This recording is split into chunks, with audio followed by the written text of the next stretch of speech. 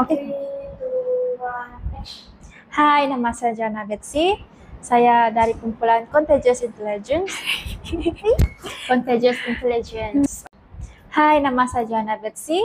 Saya dari kumpulan Contagious Intelligence dan merupakan salah satu pelajar Teacher Rita. Hari ini saya akan membentangkan sistem rangka. Komponen sistem rangka mengandungi tulang, sendi, ligamen, dan cartilage. Cartilage juga dikenali sebagai rawan. Oke, tulang. Apakah ciri-ciri tulang? Tulang ini dia mempunyai lapisan luaran yang kuat, keras, tebal, dan bahagian tengah berongga dia mengandungi sumsum. Terdapat 206 ketul tulang pada rangka manusia dan dibahagi kepada dua bahagian, yaitu rangka aksial, bahagian rangka aksial, dan yang satu bahagian rangka appendicular. Fungsi tulang ialah dia dapat menyokong dan memberikan bentuk tubuh. Yang seterusnya melindungi organ penting seperti jantung, otak, dan lain-lain lagi. Seterusnya membantu dalam pergerakan. Seterusnya menghasilkan sel darah merah sebab dia ada sumsum tulang. Seterusnya penyimpanan garam mineral.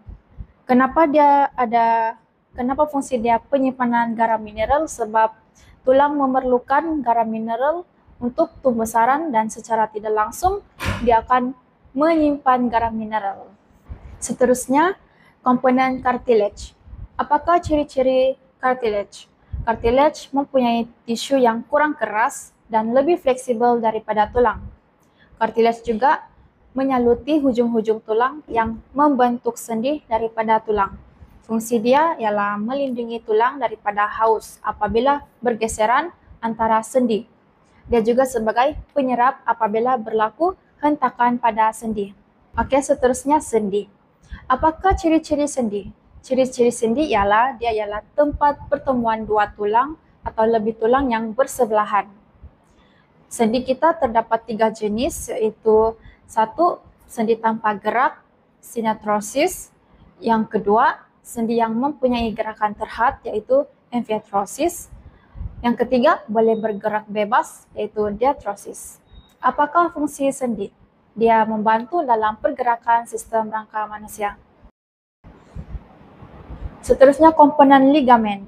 Apakah ciri-ciri ligamen? Dia mempunyai gentian tisu penghubung yang liat dan kuat. Dia juga mempunyai tisu berfiber yang menyambungkan dua atau lebih tulang atau rawan yang boleh bergerak. Fungsi ligamen, dia menghubungkan tulang dengan tulang pada sendi supaya tidak mudah tergeliat. Dia juga mengekalkan dan menetapkan tulang pada kedudukannya. Seterusnya, memberikan sokongan dan kekuatan kepada sendi. Seterusnya, membolehkan pergerakan pada sendi. Sistem rangka, dia mempunyai 5 fungsi, yaitu pertama, sokongan, kedua, penghasilan sel darah, ketiga, perlindungan, keempat, penyimpanan mineral, kelima, pergerakan. Bagi sokongan, dia mengekalkan bentuk atau postur tubuh. Yang kedua, penghasilan sel darah. Kenapa dia menghasilkan sel darah? Sebab dia ada sumsum tulang. Yang dihasil ialah sel darah merah, eritrosit, kedua sel darah putih, leukosit, dan seterusnya platelet. Yang ketiga, perlindungan. Dia melindungi organ atau tisu dalaman seperti jantung, otak. Yang keempat, penyimpanan mineral, yaitu kalsium, potasium, sodium, magnesium. Yang kelima, pergerakan, yaitu tempat pergerakan otot untuk menjadi tuas pergerakan. Oke, seterusnya kita akan masuk di klasifikasi tulang. Klasifikasi tulang dia ada 4. Yang pertama, tulang panjang, seterusnya tulang leper, seterusnya tulang tak sama bentuk, dan keempat, tulang pendek. Tulang panjang. Apakah ciri-ciri tulang panjang? Tulang panjang dia lebih panjang, lebar, dan dia berfungsi sebagai tuas. Kebanyakan tulang ini ialah mempat. Contoh tulang panjang ialah humerus, radius, ulna, metacarpal, phalanx, femur, tibia, fibula, dan metatarsal. Dalam raja ini, tulang yang berwarna merah itu ialah tulang panjang. Seterusnya tulang pendek. Tulang pendek, ciri-ciri dia berbentuk cube dan didapati di ruang-ruang tertutup. Tulang pendek juga berperanan memindahkan daya. Tulang-tulang ini berongga. Contoh tulang pendek ialah karpal dan tarsal. Tulang pipi atau leper, ciri-ciri dia berbentuk pipi, nipis dan melengkung. Dia juga berfungsi sebagai tempat pelekatan otot dan melindungi organ-organ di bawahnya, seperti otak, jantung, paru-paru. Contoh-contoh dia tulang kranium, rusuk, sternum. Seterusnya, tulang tak sama bentuk. Apakah fungsi dia? Fungsi dia sebagai tempat pelekatan otot atau tempat artikulasi.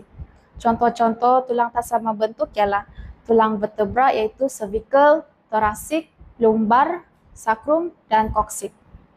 Juga terdiri daripada tulang-tulang telinga tengah, yaitu stapes, incus, malleus.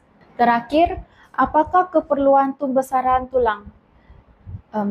Tulang kita memerlukan garam mineral untuk pembesaran kerana terdapat kalsium dan fosfat untuk pembesaran tulang dari segi pertambahan saiz dan berat tulang sejak di peringkat terakhir. Tulang juga memerlukan vitamin untuk pembesaran.